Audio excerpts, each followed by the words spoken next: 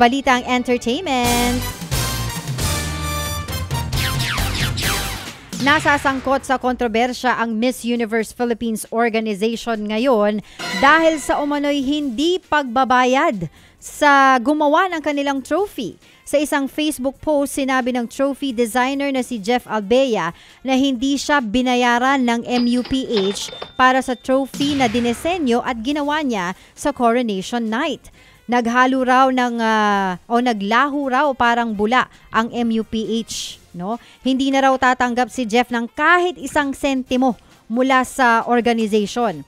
Ang kailangan niya lang ay maunawaan daw ng MUPH na kailangang respetuhin ang mga artist. Wala pang tugon tungkol dito ang MUPH. Hihiranging Goodwill Ambassadors ng UNESCO ang K-pop boy group na 17. Ayon sa United Nations body, pareho ang 17 at UNESCO ng commitment na i-empower ang kabataan para sa pagbabago. Nakaka-inspire din daw ang 17 ng mga kabataan dahil sa kanilang music at positive energy. Magpo-promote ang grupo ng mga proyekto para sa mga kabataan sa iba't ibang bahagi ng mundo bilang Goodwill Ambassadors. Magkakaroon ng ceremony sa Paris headquarters ng UNESCO para opisyal na hiranging Goodwill Ambassadors ang grupo.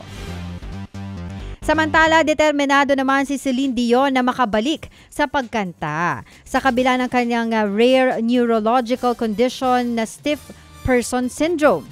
Sabi ni Celine, gagawin niya raw ang lahat para makabalik sa pagtatanghal. Babalik daw siya sa entablado kahit pag gumapang siya o magsalita gamit ang kanyang kamay.